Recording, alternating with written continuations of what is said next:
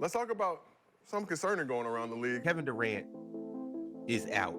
You just saw it go down, and it was nasty. It was really an ugly kind of injury. Zion Williamson is out. I'm told that Luka Doncic left on crutches today in Dallas. And a young rising star by the name of Chet Holmgren is out. And it seems like every single time I get a notification on my phone, someone is always injured.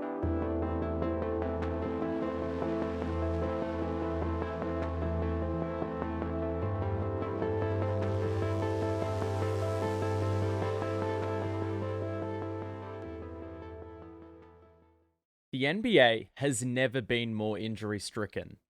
A November report logged 686 games missed in the first 3 weeks of the year, an increase from 507 the previous season. Only 2 teams had less than 100 games missed due to injury last year, and this NBA season it's trending to a similar fate. Star players are missing more than double the amount of games compared to those 30 seasons ago.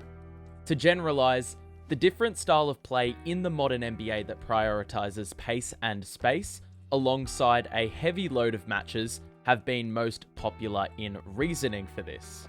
Players from older generations suggest the modern players are softer, aren't as warrior-like, don't work as hard.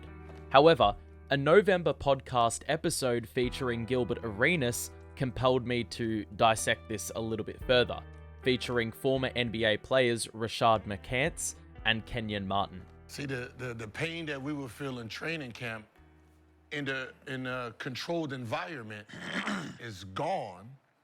Now, instead of training camp and going through all this back and forth, battling, you're just playing games against other competitors who are, you don't know, they moving in real time, making you adjust in real time. You trying to do moves that you ain't been practicing for a while, and you pulling shit that you never pulled before. This is not 2000s, where we're going at each other the whole time. We're practicing. I'm going against Larry Hughes. You know what I mean? We're challenging each other. This era don't do that. This era, there's no second 5 versus the 5. It's usually second 5 versus the fucking coaches. Yeah. You know what I mean? It's the ex-players that's out of shape, you know what I mean, going against the second unit. They not challenging the second unit like that. But I know for a fact that those guys that's out there getting hurt with them hamstrings and them little hip pointers, they can't lift a weight. They couldn't lift you if you jumped on their back. They wouldn't be able to hold you up. They wouldn't know how to. So do you blame them or do you blame the teachers? The common thing we're seeing here, more standoffish behavior. Practice is taken with consideration to the long season ahead, to ensure players are experiencing longevity in the regular season. In the comments, McCants is well received, given he suggested that muscle needs to be built up gradually with ramp up, and the foundation needs to be formed. Though these are YouTube comments, so take this with a grain of salt. This was also mentioned. Right, we're talking about hamstrings, right? Hamstrings is no different than having a running back or a track star, right? That means for you, you have to train like that. What are they doing? Glutes. Like glute work, like you're supposed to be like lifting, like it should be plates on top of this bitch. His back should be cut up, his shoulders should be nice, everything, because it's all complementary to everything else. Man, even if, like, think the fastest players on, like you're talking about Westbrook, you're talking about Fox, you're talking about guys who, John Morant, they gotta go. Like they gotta go, so, you know, they should have these hamstrings, but they know that already. And that's the thing. They lift. That's how John Morant lifts on his legs. Yep. No, but it happens because you're doing an abnormal movement at a certain speed. It's like when I got my hamstring, it was from slow to fast when you had to go. It's hard to mimic that in practice when you're trying to come back from something. Pause. Let's go back to what McCants said earlier on. So do you blame them or do you blame the teachers? Well, we can take McCants' comments about abnormal movements which are hard to mimic in practice, and then we can use them to start a conversation to help answer this very question, using a player like Russell Westbrook. Russell Westbrook here. Westbrook, the hesitation. Oh, the monster jam by Russell Westbrook. Westbrook, wow. I didn't think that I would see something like that. And then last night came.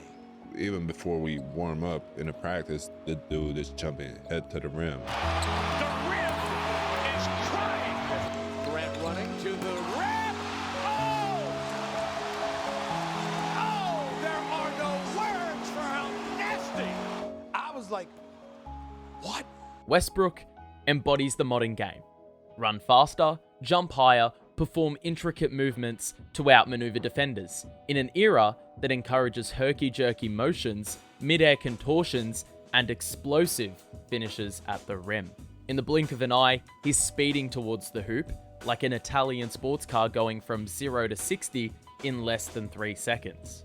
In a time which led researchers to believe speed, games played, distance covered, and minutes played led to increased risk of injury, how has Russell Westbrook, who was in the top fraction in all these categories at the peak of his powers, now at age 35, not slowed down, showing minimal decline in his athleticism? How did he play this style of play at such a high level for 8 consecutive years with incredible longevity despite the rigors of the game? A period of time which has seen injuries predominantly occur to the lower half, more specifically the ankles, patella, and knee, involving sprains, strains, and contusions.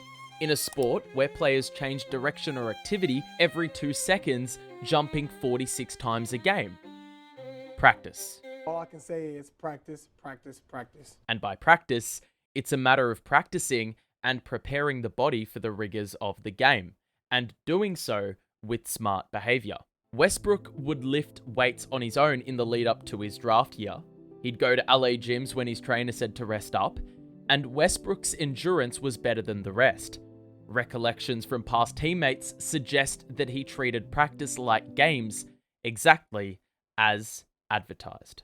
And, like Arenas and his co-hosts alluded to, Director of Athletic Performance Dwight Daub, excuse the pronunciation, in his time at the Thunder, said that instability training was a point of focus to accustom Westbrook to stages in games where his body is imbalanced.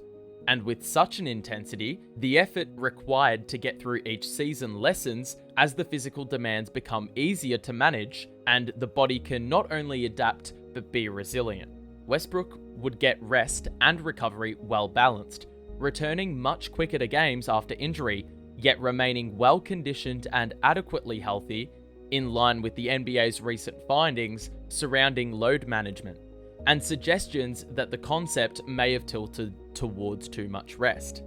With the rigor of the game now, however, hard, intense training sessions aren't undertaken as much, and time is now spent honing the 99th percentile of a basketball player's game, making 300 shots a day to hit that one big shot in game. Players don't necessarily push their bodies to the limits anymore, as their bodies start from a different foundation to that of Russell Westbrook, who has consolidated on how he maintains his health from early in his career. It's very possible that the development of the league, with more doctors, more medical staff, more data, and more resources for recovery, has informed medical professionals to the point where it isn't smart or sustainable to play players unless they are 100% fit. It's quite possible injuries were as common as they are now, though they weren't documented or dealt with or managed adequately in years gone by. Michael Jordan in the 1985-86 season, only his second in the league, was playing through a foot injury that had the chance to threaten his career. Bill Walton left the Portland Trail Blazers for the Warriors because a fractured foot was mistreated. George Mikan played 60 games or more 6 seasons in a row, despite sustaining 10 broken bones in his 7-year career, infamously averaging 20 despite playing with the fractured leg in the 1951 Western Division Finals. Now, you've got a list of injury management spam on a day-by-day basis. JB Bickerstaff said that the diagnosis of injuries have drastically changed with more trainers and specialized medical staff who work rigorously available to the players. And this is a good thing, with older players experiencing the ongoing effects of untreated injuries. One report found that of the 51 surveyed who experienced knee injuries during their careers, 28 of those would have played longer if their knee didn't hurt, and 37 had knee pain right to their retirement. 2/3 of the participants are experiencing knee pain on an ongoing basis post-retirement. A discovery found years ago was that young players missing games in their first few years in the league was reaching an all-time high due to an epidemic at the lower levels of basketball. Young players are experiencing arthritis, orthopedic problems to name a couple, and it is surfacing due to specialisation, playing purely basketball all year round, neglecting other sports. Former NBA strength and conditioning coach Joe Rogowski used boxing, swimming, beach volleyball as ways to not only break up the boredom of basketball, but also to help with simple movement patterns. The benefits? Avoiding a 125% chance increase in overuse injuries occurring to the bones, cartilages, and ligaments, the exact source of heavy injury in the NBA. At a youth level, this specialization is becoming a problem, and it also may have a role to play with how frequently the NBA's injuries are occurring today. The primary focus of youth sports has shifted from one of participation, fun, and fitness to one increasingly centered on training at performance. I mean, I can see who may get drafted in 2031 because I can watch a grade schooler drop 30 for free on YouTube. As the NBA's talent level has risen alongside its fame, the players needing to place themselves in front of talent have needed more reps, needed to do so earlier in a means to not fall behind. Whilst players are built and play like freaks of nature in comparison to that of their predecessors, areas of the body often neglected still need to bear the brunt of the modern game, which is leading to disastrous results. And not only that, but even before they reach the top level, if they do, injury rates are incredibly high, and the youth are picking up chronic injuries you usually see from people much older. So, is it the players or their teachers? From a personal point of view, it's an evolved basketball landscape. Nowadays, not only are the athletes a different form altogether, doing things that the body simply shouldn't be able to do, but the requirements to enter the league are higher, and the resources to determine injury are stronger. The landscape for the medical field within the NBA is vastly different. The attitude towards injury has changed, and the arduous path to get into the NBA has furthered the emphasis on this issue. NBA teams are assessing biomechanics and neuromuscular training as ways to build muscle memory, avoid movement abnormalities, and avoid awkward body angles to ensure a balanced center of gravity and offset hip and ankle immobility, all of which should hopefully work towards the minimization of the current issues stamped across the NBA surrounding injuries. However, with the status of the league money and fame-wise, the high level the game is played at, and medical developments, injuries will never waver.